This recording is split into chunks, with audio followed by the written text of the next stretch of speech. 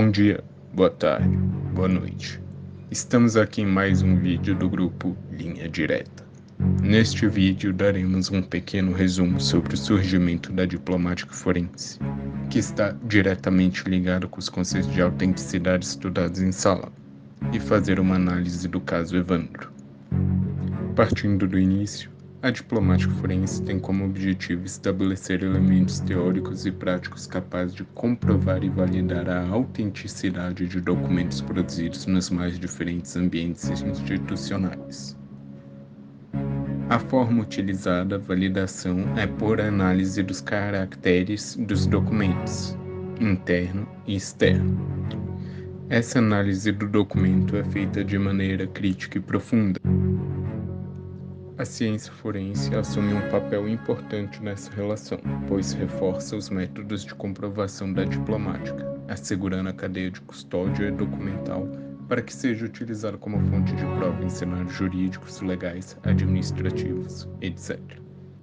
As duas ciências, diplomática e ciência forense, encontraram motivação para seu surgimento nos registros documentais da Idade Média, momento histórico no qual estados da Europa começavam a solidificar-se.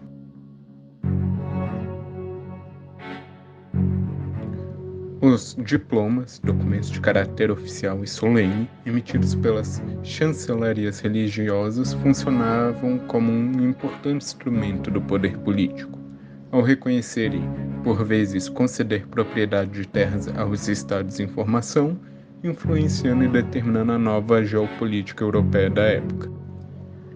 A falsificação de diplomas começou a ser uma prática comum para legitimar essa força geopolítico-religiosa.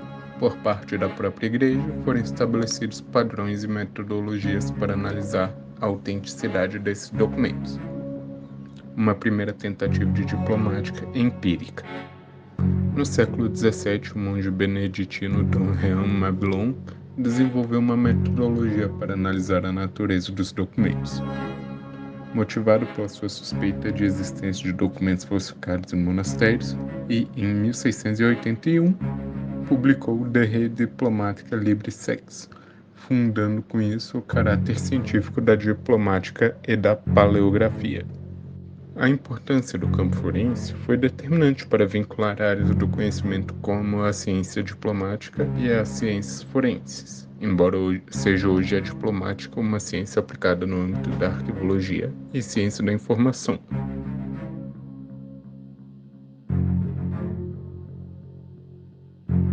Dawes ressalta a função de todo surgimento histórico da diplomática forense de contribuir para formular com clareza as regras que permitiam distinguir e classificar os documentos antigos e julgar os velhos títulos.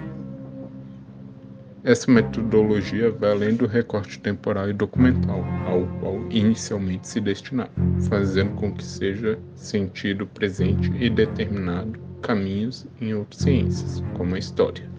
A ciência forense, por sua vez, estabelece regras para verificar que o documento não seja corrompido em qualquer etapa do ciclo de vida documental, além de garantir sua conservação e preservação ao longo do prazo de forma autêntica.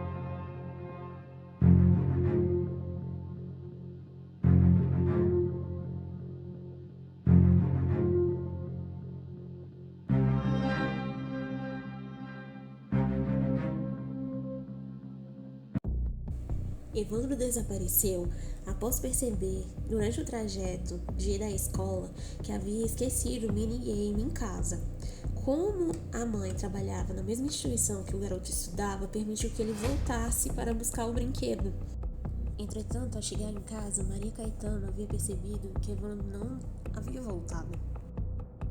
As buscas a Evandro foram imediatas.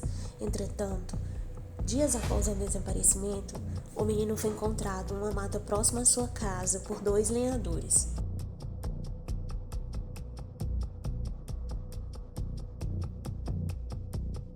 Após a descoberta do corpo, Diógenes, que era primo de Evandro, começou a investigação paralela, alegando que, devido às condições do corpo, o menino foi oferecido por magia negra.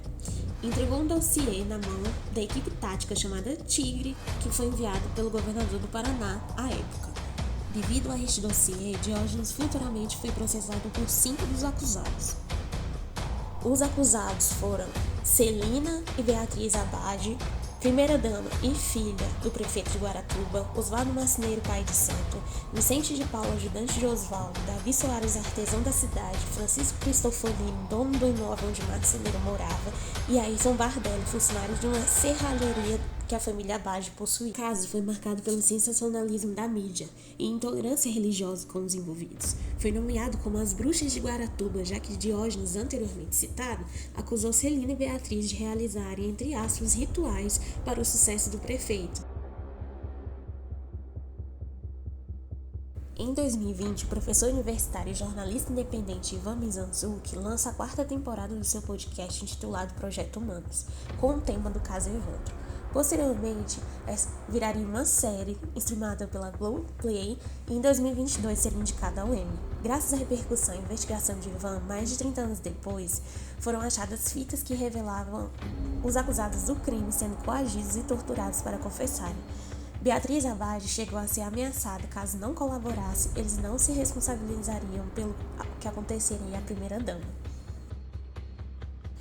Essas fitas, elas constavam no processo que foi aberto contra as Abade e os outros 5 suspeitos em 1992. Entretanto, ela foi editada para que fosse possível contribuir para a narrativa que os 7 suspeitos haviam confessado.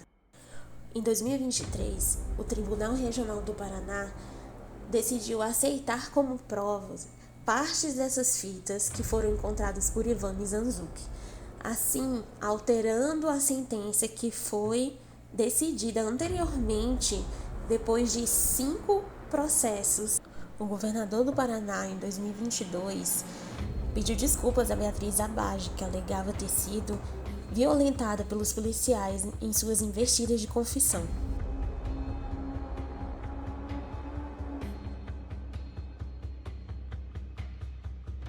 Com supostas provas de tortura na confissão dos acusados, o processo que constava as fitas editadas passa a ser invalidado, perdendo a autenticidade e veracidade quando o intuito dos policiais que conduziram os depoimentos teve a intenção de usar de força e coação para que os suspeitos confessassem, algo que até então não tinha provas robustas do cometimento do crime.